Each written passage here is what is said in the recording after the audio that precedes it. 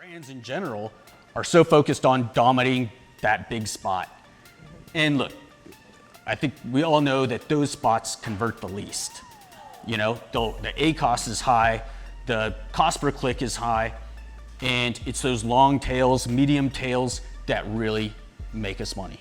You know, they have the good ACoS, we can get good data out of it. And there's a level beyond that, you know, what you're going for is eventually ranking for that, you know, that high-end keyword, but the tails are being left wide open. Yeah, that's super interesting, and I think that's, I guess, what we teach with Zonguru and with our customers, and the types of customers that we attract are those people who are looking to create differentiated products in a niche within a niche. You know, it's getting so competitive now that you need to be able to understand, okay, what's a niche within a niche? If water bottle is taken, what is the white ceramic sports drinking water bottle of this size? You know, it's kind of looking for those niches, and our keywords, you know, not to plug us too much here, but our keyword tool that we just developed exactly does that. I think we have a way of being able to look at that medium search volume with low competition and longer tail keywords that hopefully are relevant for your product, that you can convert on, getting your listing, convert on those, and then hopefully if you do well on that, it will then create a halo effect and you can start to rank for some of those short tail keywords as well. And that's the strategy, like go for those little nuggets and then you start to rank for the other ones after. Yeah, that's 100% the right strategy. A lot. And I have two different perspectives from two really large clients. One, you know, they just got hit with, so they have $1 million PO coming in. I think they just got hit with a $160,000 tariff that they weren't expecting. And they're passing it on to the consumer. Sure. Okay, and they're gonna write it out.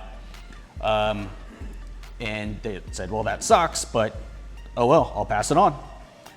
So, you know, we'll definitely see Christmas lights this year go up. It's a big Christmas light company. But, you know, that's the game they're playing. Now I have another. And all boats rise the same, so naturally they probably, every competitor is pushing their price up too. I think the only winner on this side is the people that have a ton of stock from last year. You know, they can raise their prices or they can stay competitive and liquidate. You know, but that's, I mean, that has a life on it. So, and then I have another client that does a lot of garage door manufacturing and manufactures parts and things like that. And he's choosing to manufacture in the US. Okay. So he's switching manufacturing to the US. And, you know, it's his belief that,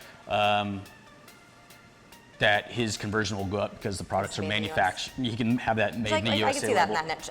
I can see that in the garage door niche. Sure. Yeah, absolutely. Yeah. So, you know, I think those are the two, you know, complete opposite ends of the spectrum. I think for this year, honestly, watching out for the people that are heavy in stock. It's already been imported. They've already, you know, paid the taxes on that stuff, and watch out. Yeah, and I think if I can borrow that a second. Yeah. Oh yeah. Sorry. And I think on that, guys, like one key piece is the more you can focus on creating a quality product on Amazon that is differentiated, that can connect with your customer, you know, and obviously have meaning to them, the better off you are. You know, if you're going to get into a game of cell phone accessories now or something like that, or Christmas lights, you know, you're kind of playing you're probably not going to win. So focus on these niche, differentiated, high value, great products, and if you can launch those, then you can start to focus not just on now, but the long-term trend. And you can say, okay, maybe the long-term trend is to look at other manufacturers, diversify my risk, look at ones in America, wherever, and you can start to focus on where the trend is going rather than right in front of your feet. And that's a really important piece when you're looking to launch your products, is to focus on that. Yeah.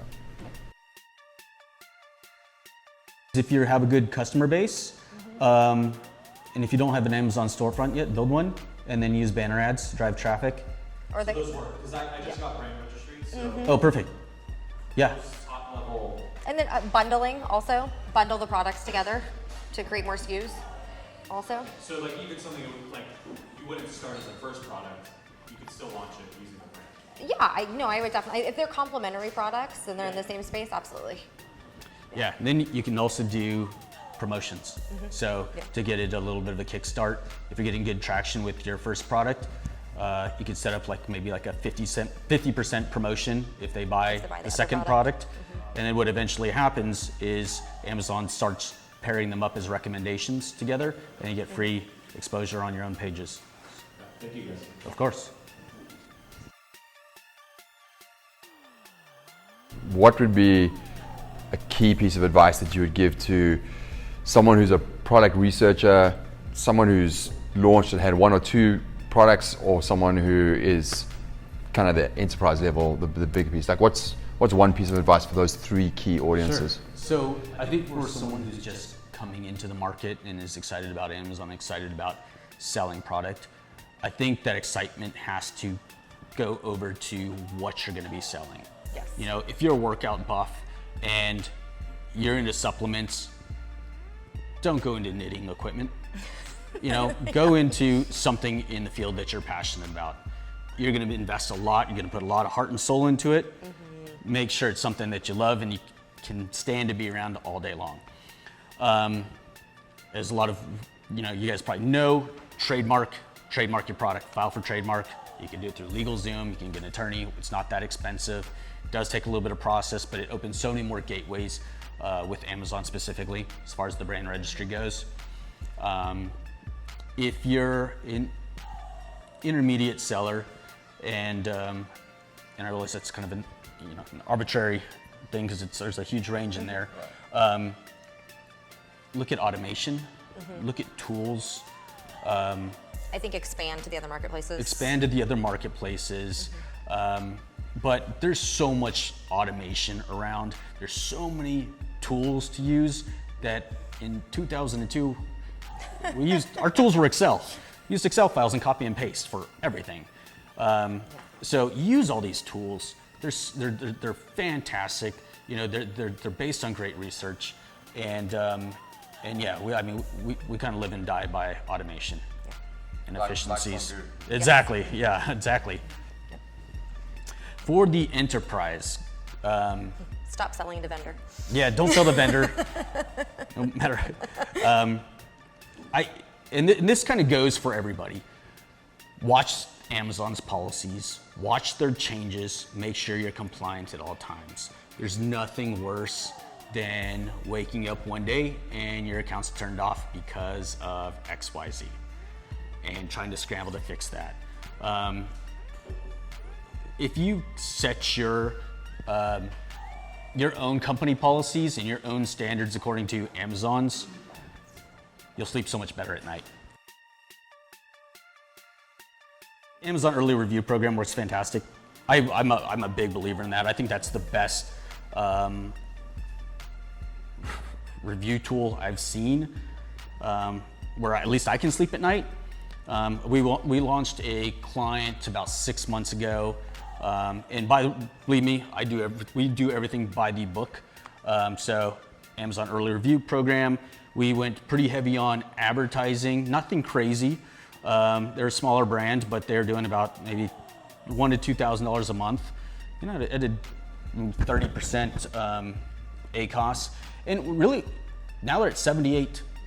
I think I looked at them today, 4.8 stars, 78 reviews. So look, you made a good product, you advertised, people bought it, they left you a review. It doesn't get more organic than that. Any black hat tricks that are gonna get you 78 reviews in 6 months, in my opinion, it's just not worth your seller account.